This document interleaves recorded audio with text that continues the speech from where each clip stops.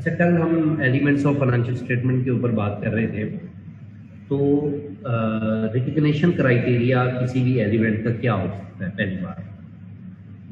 पहली बात यह है कि हमें ये अंडरस्टैंड करना जरूरी है what is the meaning of recognition, कि रिकग्निशन का मतलब क्या है। ठीक है, तो रिकग्निशन का जो बेसिक मीनिंग है वो ये है कि क्या हम इसको फाइनेंशियल स्टेटमेंट जो है इसके अंदर रिकॉर्ड कर सकते हैं। तो अगर वो रिकग्निशन क्राइटेरिया मीट करता है तो फिर जाहिर बात है हम उसको रिकॉर्ड कर सकते हैं।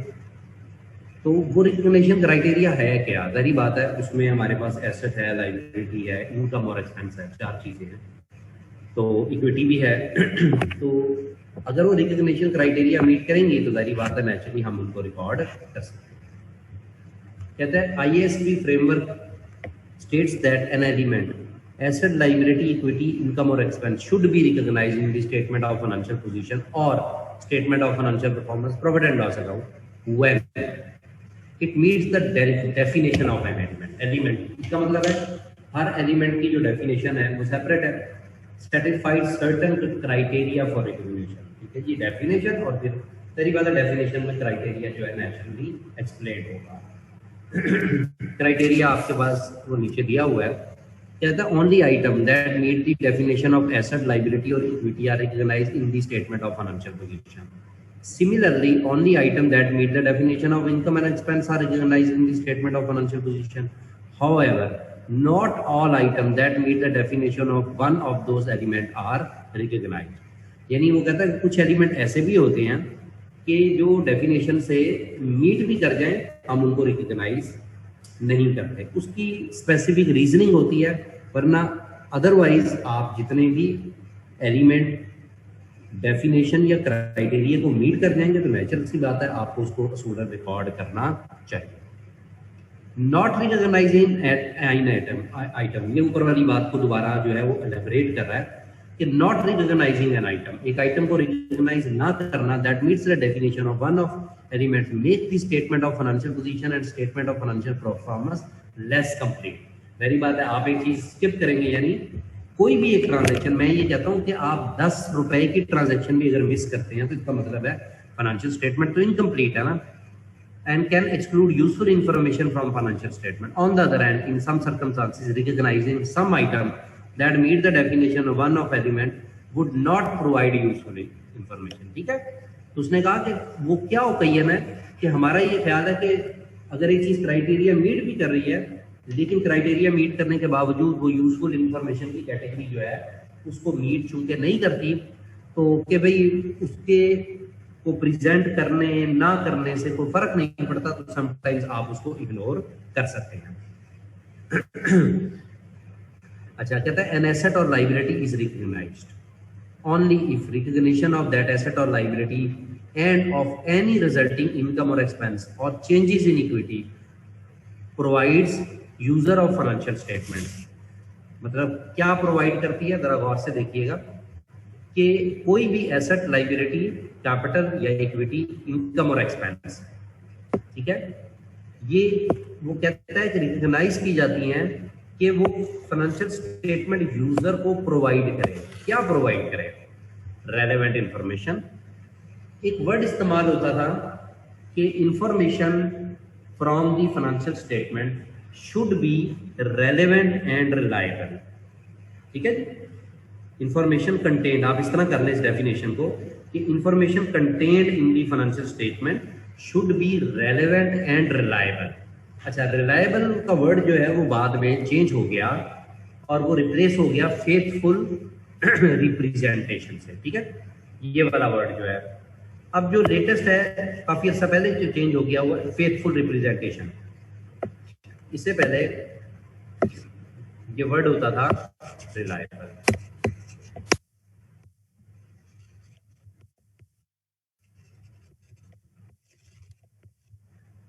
But now it is changed.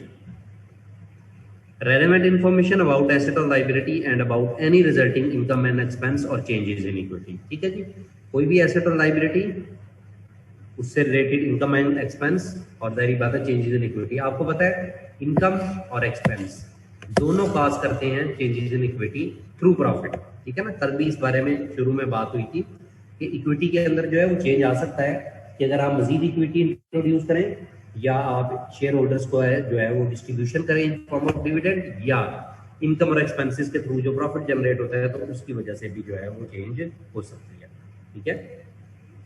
तो a faithful representation of an asset or liability of any resulting income, expense or changes in equity. Faithful representation और relevant information. पहली बात ये है कि we need to understand that कि एक asset और लाइबिलिटी सिर्फ तब रिकॉग्नाइज की जाती है जब वो ये क्राइटेरिया फुलफिल कर जाए कि वो रेलेवेंट और फेथफुल रेलेवेंट इंफॉर्मेशन प्रोवाइड करती है और फेथफुली रिप्रेजेंट करती है इंफॉर्मेशन को। अब यहाँ पर दो बातें हैं कि रेलेवेंट इंफॉर्मेशन का क्या क्राइटेरिया है और फेथफुल रिप्रेजेंटेशन जो है वो किसको कहा जाता है, ठीक है जी। अच्छा, यहाँ तक बात क्लियर है जी आप लोगों को?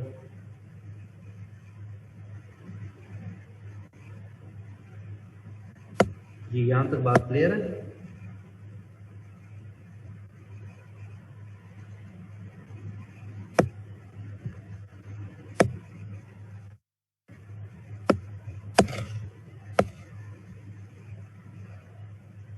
अच्छा, अब जरा गौर से देखिएगा रेलेवेंस किस चीज को कहा जाता है। देखिए, हमें पहले ये समझना पड़ेगा कि what is the general purpose of financial reporting. कहता है जो जनरल पर्पस फाइनेंशियल रिपोर्टिंग का जो मेन ऑब्जेक्टिव है कि वो रीडर ऑफ फाइनेंशियल स्टेटमेंट को up to date information provide करे, जो इंफॉर्मेशन उसको सपोर्ट करे इकोनॉमिक डिसीजन मेकिंग के अंदर, ठीक है जी। जो उसको सपोर्ट करे इसमें इकोनॉमिक डिसीजन मेकिंग के अंदर। अब इसका मतलब ये है कि अगर कोई इंफॉर्मेशन इंपॉर्टेंट है और आप उसको डिस्क्लोज नहीं करते, तो इसका मतलब ये है कि डिस्क्लोज करने से उसका डिसीजन कोई और हो सकता है और डिस्क्लोज ना करने से उसका डिसीजन जो है वो कुछ और हो सकता है। तो इसका मतलब ये है कि हमारा जो मेन क्राइटेरिया है, ऑब्जेक्टिव है फाइनेंशियल रिपोर्टिंग का, वो ये है कि हमने यूजर को ऐसी इंफॉर्मेशन प्रोवाइड करनी है जो उसके इकोनॉमिक डिसीजन मेकिंग में सपोर्ट करे। यानी इसका मतलब ये है कि तमाम इंफॉर्मेशन जो जो जरूरी है वो सारी जो है वो डिस्क्लोज होनी चाहिए। Relevance, now he explains relevance. ये तो उसने बता दिया कि एसेट और लायबिलिटी तब रिकॉग्नाइज होनी चाहिए कि जब वो यूजर को रेलेवेंट और इंफॉर्मेशन प्रोवाइड करे और वो इंफॉर्मेशन फेथफुली रिप्रेजेंट हो। तो रेलेवेंस क्या है?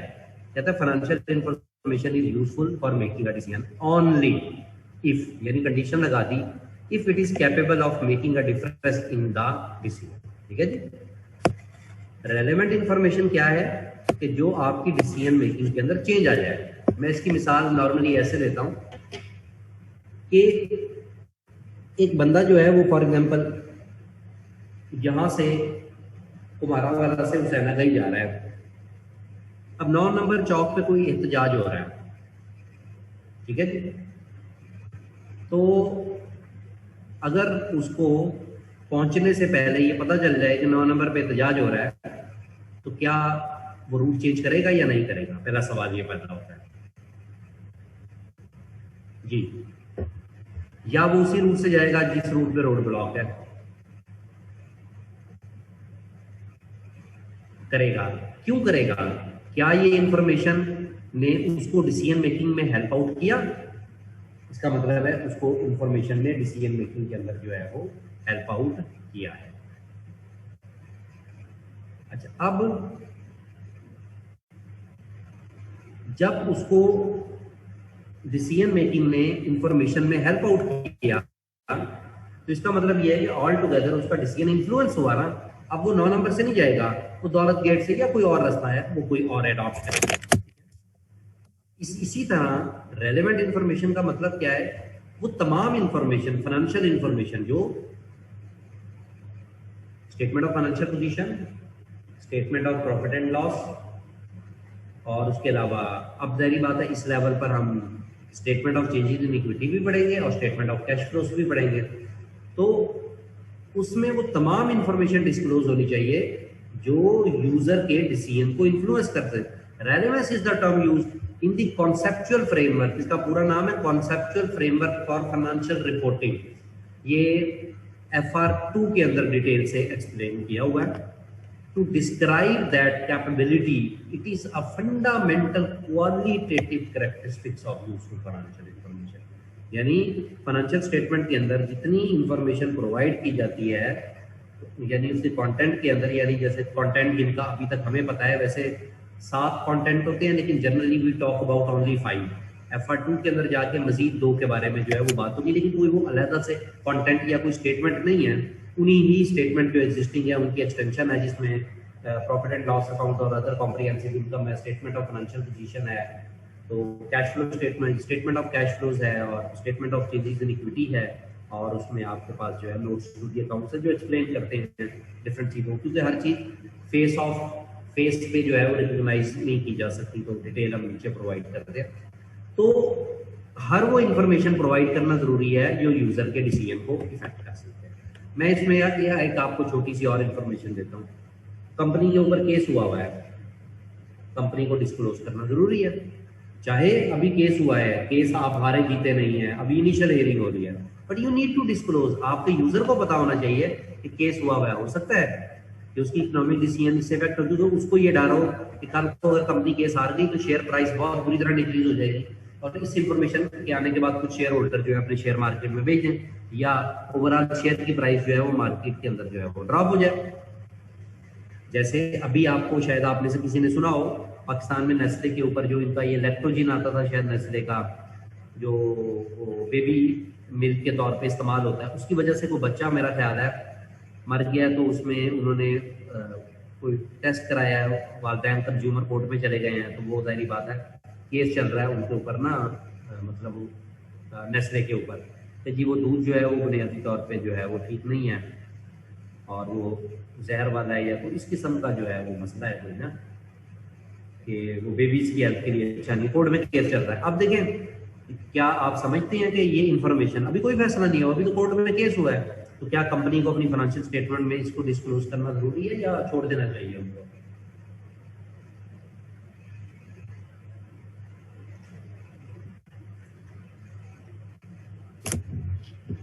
Is it a relevant information?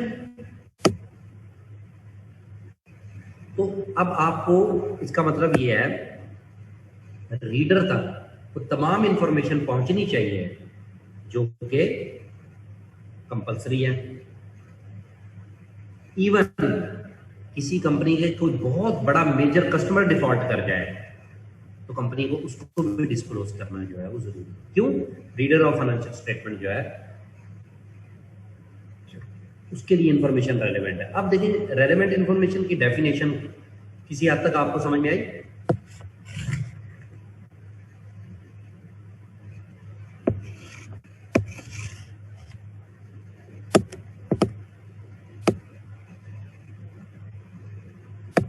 Relevant के बाद फेथफुल रिप्रेजेंटेशन क्या है? कहता है रिकॉग्निशन ऑफ पर्टिकुलर एसेट और liability is appropriate if it provides not only relevant information. पहली बात उसने कहा इंफॉर्मेशन सिर्फ रेलेवेंट ना प्रोवाइड करे, but it should be presented faithfully. अच्छा, अब फेथफुल रिप्रेजेंटेशन क्या है? कहते हैं but also a faithful representation of that asset और liability and any resulting income और एक्सपेंस और changes in equity, whether a faithful representation can be provided may affect the level of uncertainty in the measurement of asset and liability। अब ये बात ना थोड़ी सी आपके लिए नहीं है, क्योंकि आपने अभी एसेट और लायबिलिटी के बारे में जाना है कैप 1 के रंग, लेकिन क्या लायबिलिटी जो है और एसेट, इसके अंदर अनसर्टेनिटी भी हो सकती है, पहली बात। अब मैं इसमें आपको अनसर्टेनिटी की मिसाल देता हूँ, इसी मिसाल को आगे लेके चलते हैं। आपके ऊपर केस हुआ हुआ है एज अ कंपनी नेस्ले, ठीक है?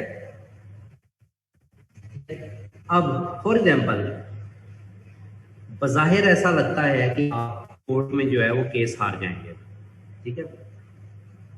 केस की प्रोसीडिंग से, वकील की गाइडलाइन से, ओवरऑल सिनेरियो से हम ये अंदाजा लगा सकते हैं ना कि केस की डायरेक्शन क्या होगी। मतलब 20-25 हियरिंग के बाद सिचुएशन कुछ ना कुछ जो है वो क्लियर हो ही जाती है ना। जी, हो जाती है ना कोई सिचुएशन जो है वो क्लियर हो जाती है। तो someone has asked any question? जी, तो फेथफुल रिप्रेजेंटर रेलेवेंट इंफॉर्मेशन क्या है, आपने डिस्क्लोज कर दिया, डिस्क्लोजर जो है वो आपने दे दिया।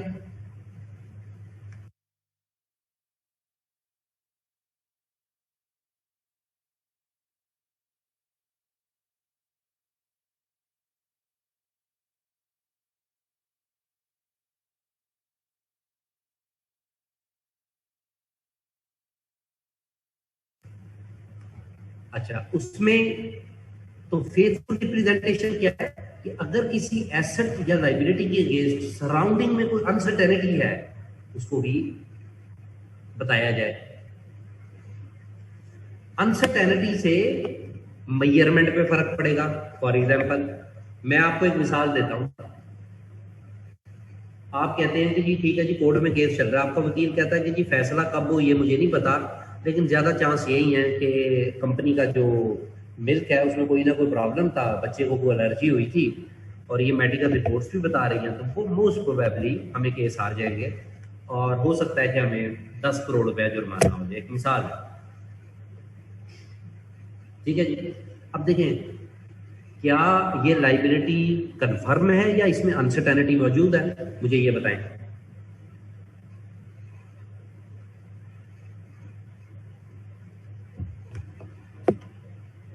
जी, अनसर्टेनिटी मौजूद है। मसला ये है कि ये कंफर्म नहीं है। देखें एक आप एक बंदे से गुड्स परचेज करते हैं, उसमें तो कोई अनसर्टेनिटी नहीं है। आपने अभी पेएबल्स कैप 1 के अंदर पढ़ के हैं, क्या पेएबल के अंदर उस लाइबिलिटी को एस्टिमेट करने में कोई अनसर्टेनिटी थी? आपने 1 लाख की गुड्स खरीदी, तो ठीक है 1 लाख की गुड्स खरीद ली, कोई मसला नहीं है, खरीदें। 3 महीने के बाद पैसे दे दें, ठीक है जी 3 महीने के बाद पैसे दे दें, कोई मसला नहीं है। हर चीज़ क्लियर है ना, कोई अनसर्टेनिटी नहीं है, वो फेथफुली प्रेजेंट हो रही है। लेकिन कुछ लाइबिलिटीज हैं जिनकी मेजरमेंट जब आप करने लगते हैं तो उसके इर्द गिर्द अनसर्टेनिटीज मौजूद होती हैं। अनसर्टेनिटी लाइबिलिटी या एसेट की मेजरमेंट के अंदर प्रॉब्लम क्रिएट करती है। तो फेथफुल प्रेजेंटेशन का मतलब ये है कि रेलेवेंट इंफॉर्मेशन रेलेवेंट के साथ साथ फेथफुली प्रेजेंट हो, कि अगर उसके गिर्द कोई मेजरमेंट है, अनसर्टेनिटी है, तो उस अनसर्टेनिटी की आप मैक्सिमम कोशिश करें कि मेजरमेंट अपने लिहाज से जो मैक्सिमम बेस्ट एफर्ट कर सकते हैं वो आप करें, उसको अवॉइड करने के लिए। मतलब अवॉइड क्या करना है, लाइबिलिटी या एसेट तो रिकॉग्नाइज होगा, मतलब इन बेस्ट एस्टीमेट जो है आप उसका प्रोवाइड करें। ये फेथफुल रिप्रेजेंटेशन है, यानी अपनी तरफ से आप कोई धोखाधड़ी ना करें कि वकील आपको कह रहा है कि जी 10 करोड़ जुर्माना होगा, आप कहें यार 1 करोड़ फिलहाल जो है वो फिलहाल आप डिस्क्लोज कर दें कि जी 1 करोड़ जुर्माना होगा। तो ये बेसिकली अनफेथफुल रिप्रेजेंटेशन है। कहता है in some cases the level of uncertainty involved in estimating or measure of an asset or liability may be so high that it may be questionable whether the estimate would provide faithful representation of asset or liability of or any resulting income or expense or changes in equity, whether or not an asset or liability is recognized.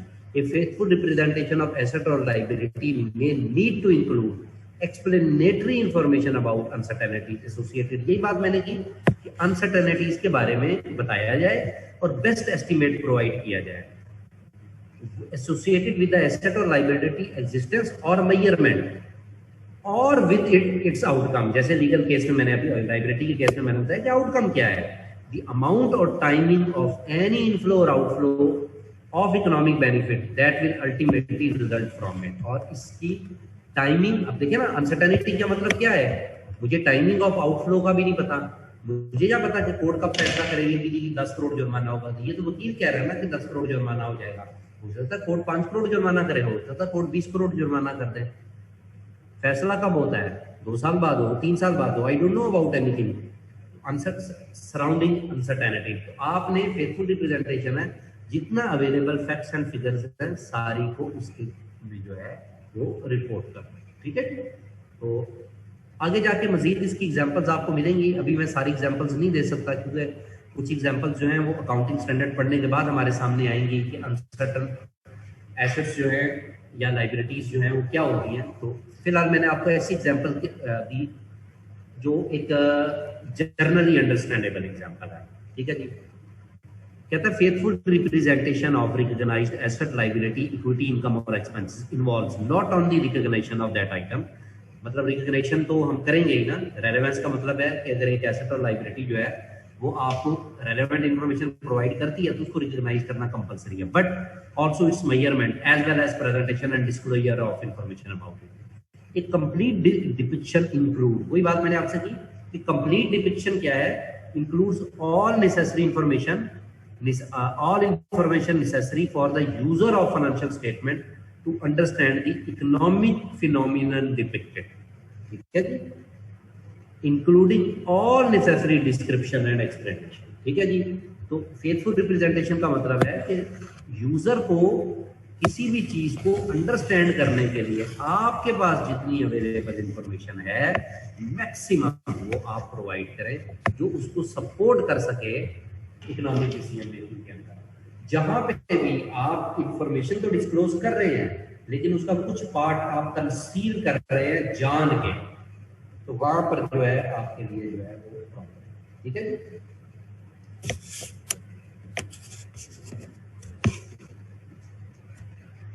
Measurement of element of financial statement, कहता है conceptual framework allow us, मैंने आपको बताया कि ये conceptual framework for financial reporting है, जो financial reporting का बेसिक कॉन्सेप्चुअल फ्रेमवर्क। अच्छा, इसकी जो जनरल डेफिनेशन है कॉन्सेप्चुअल फ्रेमवर्क की वो ये है कि conceptual framework basically set of fundamentals, concepts and principles. जो लफ्ज इस्तेमाल हुआ है वो है set of fundamentals and principles. तो आप मेजरमेंट कैसे करते हैं एलिमेंट ऑफ फाइनेंशियल स्टेटमेंट, यानी 5 ही एलिमेंट है, आपने सोच लिया कि मैंने रिकॉग्नाइज करना है। रिकॉग्नाइज करेंगे तो किसी मॉनेटरी वैल्यू पे करेंगे, जैसे पहले भी हमारी बहुत दफा बात हो चुकी है कि रिकॉग्निशन हमेशा जो है किसी ना किसी मॉनेटरी वैल्यू के ऊपर होती है। अच्छा, अब यहां पर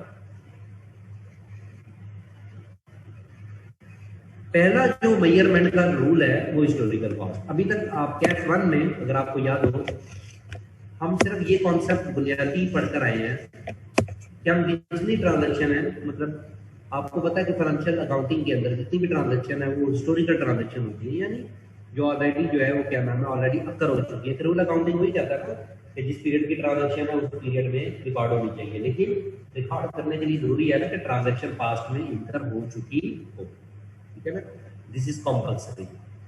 तो हिस्टोरिकल कॉस्ट का क्या मतलब है, वो एसेट वो वैल्यू जिस पे ट्रांजैक्शन इनिशिएट हुई। और याद रखिए कि मेजॉरिटी ऑफ फाइनेंशियल स्टेटमेंट जो है वो बनती हिस्टोरिकल कॉस्ट पे। इसके अलावा कंसेप्चुअल फ्रेमवर्क अलाउ करता है लेकिन लोग नॉर्मली उसको फॉलो नहीं करते। हम बेसिक जो एसेट, लायबिलिटी, इनकम, एक्सपेंस और इक्विटी है इसकी बेसिक मेजरमेंट जो है वो सिर्फ होती है उसके ऊपर क्या नाम है जो आपका हिस्टोरिकल वैल्यू, यानी वो वैल्यू जिस पे ट्रांजैक्शन इनिशिएट हुई है। फॉर एग्जाम्पल आपने एक एसेट खरीदा 1 लाख का, तो 1 लाख इसकी हिस्टोरिकल वैल्यू है, ठीक है जी, तो आपने उसको 1 लाख के ऊपर ही रिकॉर्ड करना है, ठीक है। अच्छा, अब हम पढ़ते हैं कि हिस्टोरिकल, तो यहाँ पर मैंने एक तो कॉन्सेप्चुअल फ्रेमवर्क के बारे में बताया कि that is set of principles and concepts, जो फाउंडेशन है जिसके ऊपर सारा स्ट्रक्चर खड़ा है। जैसे मैंने कल भी बताया था कि IFRS और IAS इसका सारा स्ट्रक्चर कॉन्सेप्चुअल फ्रेमवर्क और फाइनेंशियल रिपोर्टिंग के ऊपर खड़ा है। ये जो एक्रूअल अकाउंटिंग है, ये जो प्रूडेंस कॉन्सेप्ट है, ये मनी मेजरमेंट है, डुअल एंट्री सिस्टम है, ये सारा कॉन्सेप्चुअल मेन जिसे हम कहते हैं ना कि बैकबोन, इस कॉन्सेप्चुअल फ्रेमवर्क की जो बैकबोन है, ये बुनियादी तौर पे कॉन्सेप्चुअल फ्रेमवर्क की जो बैकबोन है वो बुनियादी तौर पे है, क्या कहते हैं इसको, एक्रूअल कॉन्सेप्ट। आप जब कॉन्सेप्चुअल फ्रेमवर्क रीड करेंगे FR2 के अंदर तो वहां पहली चीज वो एक्रूअल अकाउंटिंग के बारे में बात करेगा। कहता है historical cost measures provide monetary information about asset, liability, and related income and expense using information derived at least in part from the price of transaction or other event give rise to them. Unlike current value, historical cost does not reflect changes in value except to the extent that those changes relate to impairment of asset or liability becoming nervous. अच्छा, अब historical cost accounting में अभी फिलहाल आप सिर्फ ये point याद रखें कि historical cost does not reflect changes in the value unlike current value, यानी historical cost from the price of transaction जिस प्राइस पे हुई है that is called historical cost. हाँ, यहाँ पे उसने कहा except to the extent that those changes relate to impairment of an asset. ठीक है जी। अब यहाँ पे एक नया वर्ड आपके लिए इस्तेमाल हुआ इंपेयरमेंट। ठीक है, जनरली अगर आप इसका इंग्लिश से उर्दू मीनिंग देखें, इंपेयर का मतलब है फॉल। हम कह सकते हैं इंपेयर का वर्ड स्पेसिफिकली इस्तेमाल होता है एसेट्स के लिए। हम कह सकते हैं fall in value of an asset.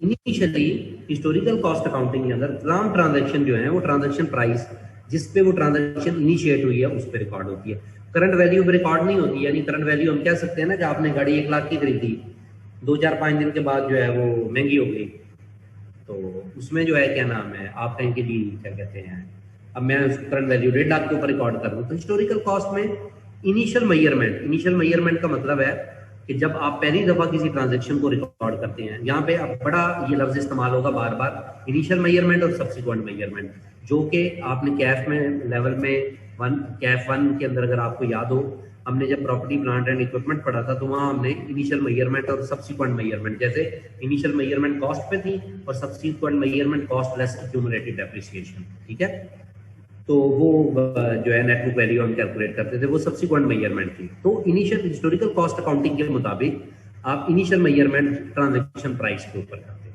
ठीक है जी। तो कहता है historical cost of an asset when it is acquired और created is the value of cost incurred in acquiring और क्रिएटिंग द एसेट। क्लियर होगी ना वही बात जो मैं आपसे कह रहा था कि हिस्टोरिकल कॉस्ट वो प्राइस है जिस पे एसेट इनिशियली परचेज किया गया, comprising the consideration paid to acquire और create the asset. Wait ji Afza,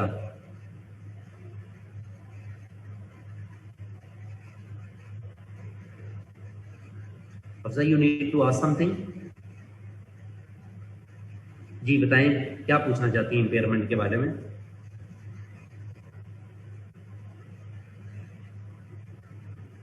जी हाँ, मैं दोबारा बता देता हूँ। देखिए इंपेयरमेंट एक कॉन्सेप्ट है, मैंने इसलिए डिटेल में नहीं बताया कि बुनियादी तौर पे इंपेयरमेंट के ऊपर पूरा एक स्टैंडर्ड है जिसका नाम है IAS 36। ठीक है जी। We have to start from IAS 16 के बाद इमीडिएटली हम शिफ्ट करेंगे 36 के ऊपर। वो इंपेयरमेंट के साथ डील करता है। इंपेयरमेंट का मतलब है fall in the value of asset, यानी एसेट की वैसे तो डेप्रिसिएशन की वजह से एसेट में फॉल आ रहा होता है, लेकिन अगर किसी एसेट में अनएक्सपेक्टेड फॉल आ गया, यानी फॉल मोर देन डेप्रिसिएशन, यानी आप एसेट को रूटीन में डेप्रिशिएट, लाख का एसेट है 20,000 डेप्रिशिएट कर रहे हैं, किसी भी वजह से वो एसेट जो है वो उसकी वैल्यू बहुत कम हो जाती है, तो हम ये कहते हैं कि वो एसेट इंपेयर हो गया। तो वो जो जितनी अमाउंट से वो इंपेयर होता है दैट इज कॉल्ड इंपेयरमेंट।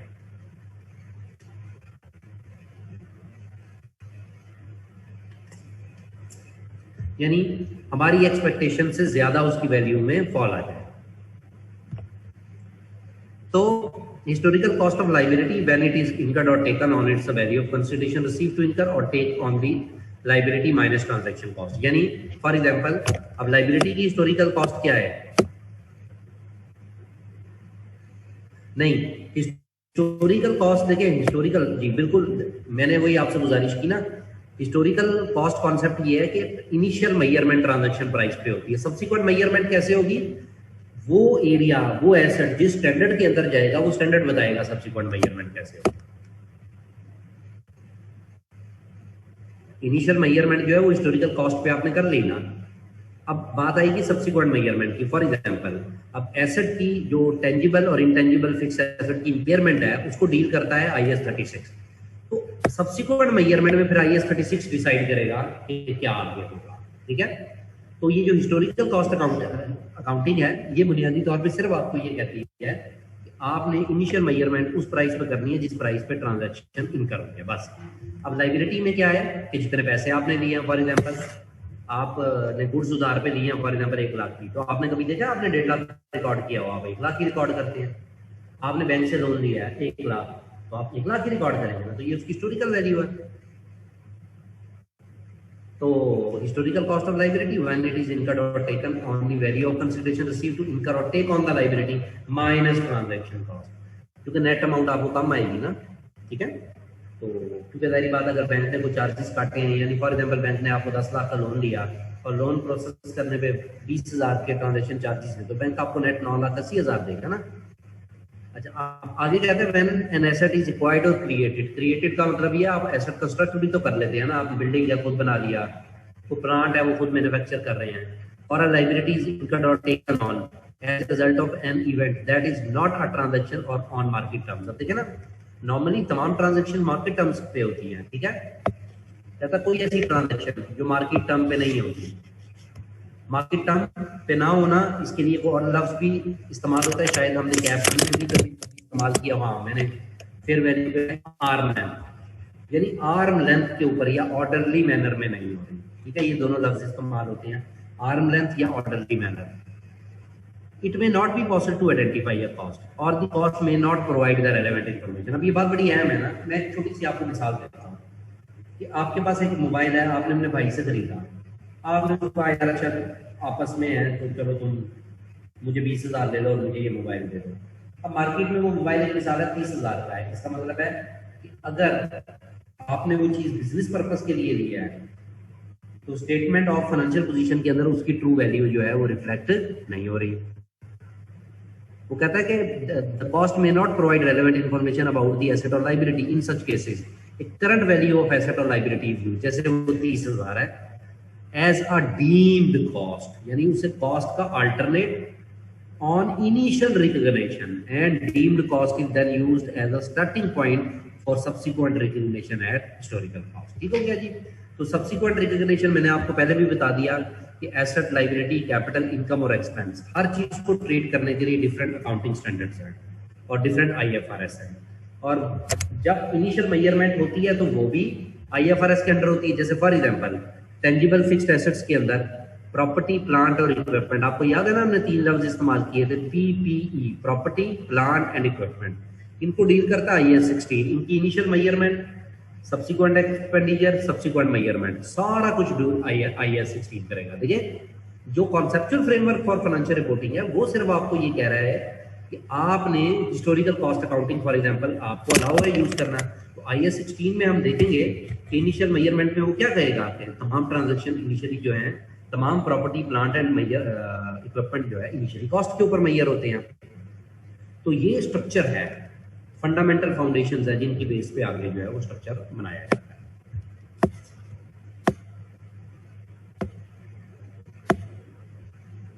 कहता है historical cost of an asset is updated over time to depict.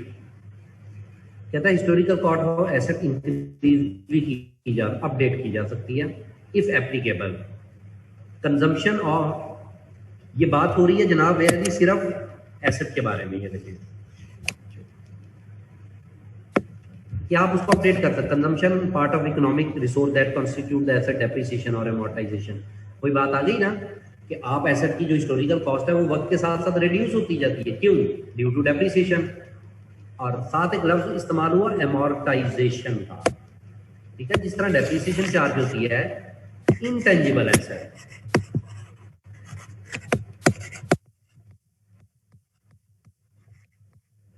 Intangible asset deal करता है IAS 38।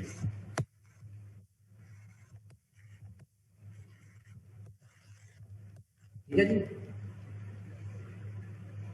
जिस तरह टेंजिबल एसेट को डेप्रिशिएट किया जाता है, इनटेंजिबल एसेट को अमोर्टाइज किया जाता है, मतलब टर्म अमोर्टाइजेशन की इस्तेमाल होती है। लेकिन IAS 38 is not the part of your syllabus until now. तो लेकिन जनरल इंफॉर्मेशन के तौर पे मैंने आपको बता दी, payment receive that extinguish part और ऑल ऑफ दी एसेट। ठीक है जी, पहली बात है आपने मतलब एसेट बेच दिया या एसेट का कोई पार्ट बेच दिया, कोई पेमेंट आपने रिसीव की जो एक्सटिंग्विश करती है पार्ट और ऑल ऑफ दी एसेट को, तो जाहिर बात है उस एसेट की वैल्यू कम आ जाएगी, कम हो जाएगी।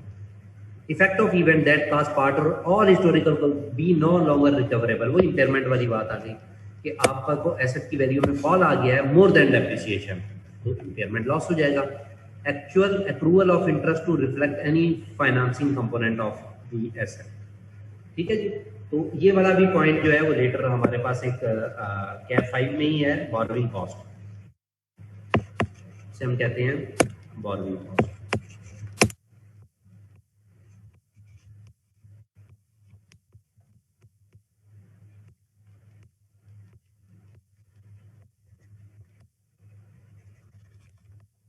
बोरोइंग कॉस्ट का जो है मतलब बोरोइंग कॉस्ट, बोरो करने की कॉस्ट इंटरेस्ट होती है ना, तो उसमें ये है कि उसकी वजह से भी एसेट की वैल्यू में चेंज आ सकता है, लेकिन इस पे एक पूरा स्टैंडर्ड है जिसका नाम है IAS 23, स्टैंडर्ड का नाम भी बोरोइंग कॉस्ट है। ठीक है जी, तो एसेट का जो फाइनेंसिंग कंपोनेंट है, यानी एसेट को आपने कंस्ट्रक्ट करने के लिए अगर कोई लोन वगैरह लिया है, ठीक है जी, ये उसके ऊपर है, तो इसलिए हम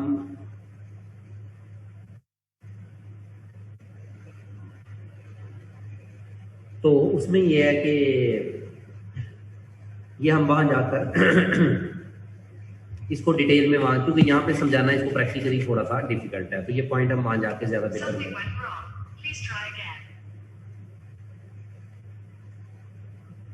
अच्छा, उसमें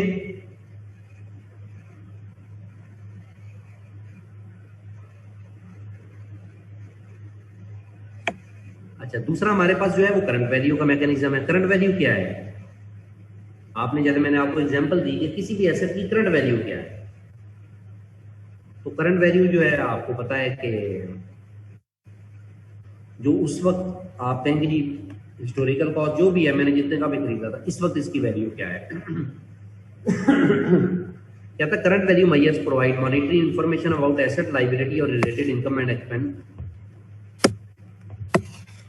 using information updated to reflect condition at the measurement date. ठीक है, मेजरमेंट डेट का क्या मतलब है, फॉर एग्जांपल आप कहते हैं कि जी आपकी स्टेटमेंट ऑफ फाइनेंशियल कंडीशन आप 31 दिसंबर को बना रहे हैं,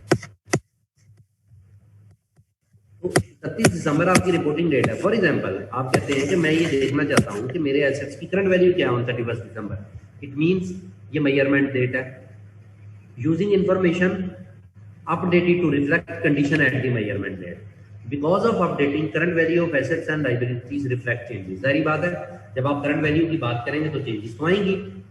Since the previous measurement date is the estimate of cash flows and other factors reflected on those current values. जारी बात है, कोई एसेट है तो उससे जारी बात है हर एसेट से इनडायरेक्टली कैश तो जनरेट होता है ना। जैसे हमने कहा कि आप फिक्स्ड एसेट परचेज कर लेते हैं, तो फिक्स्ड एसेट परचेज करने के बाद क्या होता है, आप उससे कोई प्रोडक्ट बनाते हैं, यानी आपको याद होगा डेफिनेशन को, तो उसमें उसने क्या कहा था कि production of goods, supply of goods for administration purpose and for rented to others, ये डेफिनेशन थी प्रॉपर्टी प्लांट एंड इक्विपमेंट की।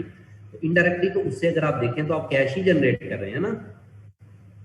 तो is the estimate of cash flows and other factor reflecting in those current value. Unlike historical cost, current value of an asset और liability is not derived even in part from the price of transaction, यानी historical cost से derive नहीं की जाती है, और other event that give rise to asset and liability. अब ये करंट मेजरमेंट वैल्यू क्या है, फेयर वैल्यू। फेयर वैल्यू का मतलब straight away market value. Assets के बारे में फिर भी मार्केट वैल्यू है, लायबिलिटी देखें, लायबिलिटी है आपने बैंक से 1 लाख का लोन लिया हुआ है, अब उसकी क्या मार्केट वैल्यू होगी, तो लाख का लोन लाख का ही है ना। हाँ, इंस्ट्रूमेंट देखें, जो चीज बिक सकती है, करंट वैल्यू उसी चीज की होगी ना जो चीज बिक सकती है। भाई जो चीज बिक ही नहीं सकती उसका तो कोई उसकी तो जो प्राइस है वही उसकी फेयर वैल्यू है। Value in use for asset and fulfilment value for the liabilities. ठीक है जी, अब ये दोनों टर्म्स भी आपके लिए नहीं है, value in use. Value in use का कॉन्सेप्ट भी आप पढ़ेंगे IAS 36 के अंदर, इम्पेयरमेंट ऑफ एसेट के अंदर। वैल्यू इन यूज होती है। फेयर वैल्यू क्या है? आप एसेट को मार्केट में लेकर जाते हैं और आप कहते हैं कि एसेट अगर मैं इसी हालत में बेच दूं तो ये कितने का बिक जाएगा, तो कहेगा कि जी ये इतने का बिक जाएगा, उसकी फेयर वैल्यू है। वैल्यू इन यूज क्या है?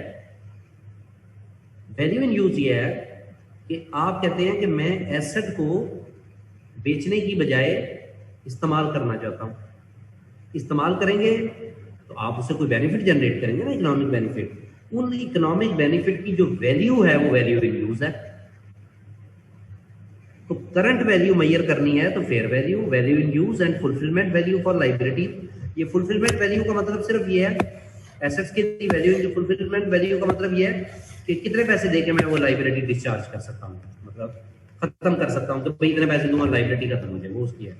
और करंट कॉस्ट, करंट कॉस्ट का मतलब है कि ये एसेट अगर अभी नया परचेज किया जाए तो कितने का आ सकता है, ठीक है जी, तो वो उसमें आपके पास करंट कॉस्ट है, ये करंट वैल्यू है। लेकिन आपको कोई फाइनेंशियल स्टेटमेंट पाकिस्तान में एटलीस्ट नहीं मिलेगी जो करंट वैल्यू के ऊपर बेस्ड है। पाकिस्तान में सारी मेजोरिटी ऑफ वर्ल्ड के अंदर जो फाइनेंशियल स्टेटमेंट फॉलो होती हैं वो हिस्टोरिकल कॉस्ट अकाउंटिंग के पे होती हैं। करंट वैल्यू के ऊपर डिटरमिन करना खासा मुश्किल काम है। हाँ, ये जरूर है कि accounting standard day by day they are moving towards fair value. बहुत पूरा एक स्टैंडर्ड है, वो आप अभी नहीं पढ़ेंगे, IFRS 13, वो सिर्फ एक्सप्लेन करता है कि व्हाट इज फेयर वैल्यू। ये जो डेफिनेशन है ना, fair value, value in use, fulfilment value, ये सारी IFRS 13 के अंदर से आ रही है। तो लेकिन क्योंकि that is not the part of your syllabus, तो इसलिए हम उसके बारे में ज्यादा बात जो है वो नहीं करेंगे। हाँ जी, यहाँ तक बात क्लियर है?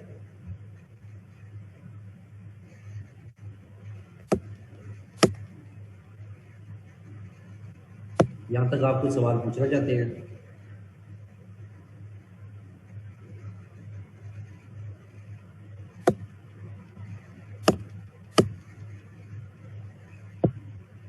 अच्छा, यहाँ पर फेयर वैल्यू की, fair value is the price that would be received to sell an asset. Asset को बेच के जो पैसे मिल जाएं, और पे टू ट्रांसफर लाइबिलिटी, यानी लाइबिलिटी डिस्चार्ज, ये जो ऊपर फुलफिलमेंट वैल्यू की बात की हुई है कि पे टू ट्रांसफर लाइबिलिटी, यानी पैसे दे के लाइबिलिटी खत्म हो जाती है ना, in an orderly transaction. Orderly transaction मैंने अभी बताया आर्म लेंथ ट्रांजेक्शन, यानी मार्केट कंडीशंस के मुताबिक हो, बिटवीन मार्केट पार्टिसिपेंट। सारी बात